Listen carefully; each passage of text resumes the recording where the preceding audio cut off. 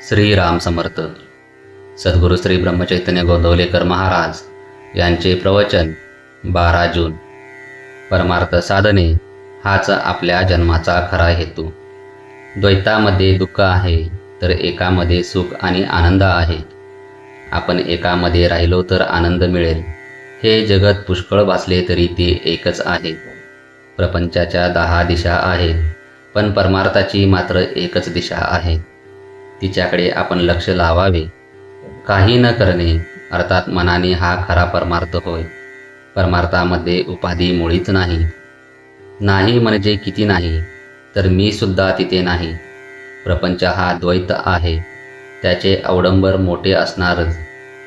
आपल्याला आपल्या जगण्याचा अंतिम हेतू जोपर्यंत कळला नाही तोपर्यंत प्रपंच करणे हेच ध्येय आपण समजतो. वास्तविक मनुष्य प्राणी हा देह आणि मन दोन्ही मिळून आहे, म्हणून त्याने ऐहिक आणि पारलौकिक दोन्ही गोष्टी साधल्या पाहिजेत. परमार्थ साधने हाच आपल्या जन्माचा खरा हेतू आहे. व्यवहारात द्वैताशिवाय आनंद नाही, म्हणून परमार्थात मानसपूजेत पहिल्याने मी आणि परमात्मा अशा द्वैताने सुरुवात करावी. जोपर्यंत परमार्थ आपल्या हाडीमाशी खेळला नाही तोपर्यंत आपल्याला वाचनाची गरज आहे. त्यापासून साधनाला जोर येतो. मन भगवंताकडे गुंतवण्यासाठी काय करावे हे पाहावे. एक बाप आपल्या मुलाला पोहायला शिकवित होता. बापाने मुलाला पहिल्या प्रथम गोट्या इतक्या पाण्यात आणले, नंतर ढोपरा इतक्या पाण्यात आणले, नंतर थोडे आणखी पुढे आणले आणि एक दिवस त्याने मुलाला पाण्यात खेचून घेतले. त्याप्रमाणे आपले गुरु आपल्याला परमार्थ शिकवित असतात. आपण पाण्यात उतरले मात्र पाहिजे. देहाने प्रपंच केला पण तो फळाला येत नाही, म्हणून संतांनी नामस्मरणाचा मार्ग सांगितला.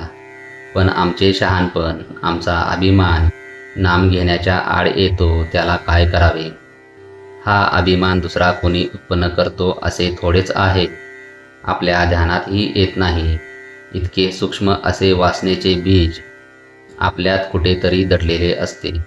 त्यामुळे लौकिकाची अभिलाषा सुटत नाही. याकरिता संतांनी एक मार्ग सुचवला आहे, आणि तो म्हणजे नामस्मरणात राहून विषयाची उर्मी उठू न देणे. प्रपंचातली विघ्ने ही सूचना वजा असतात. ती आपल्याला जागे करतात. जन्माला आलो तो भगवंताला ओळखण्याकरता, हे विसरू नये. म्हणून विघ्नांची योजना असते. विघ्ने ही आपण भगवंताच्या जवळ जाण्याकरताच येत असतात.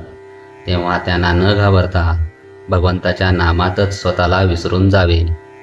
हाच परमार्थाचा सोपा मार्ग आहे. जय जय रघुवीर समर्थ.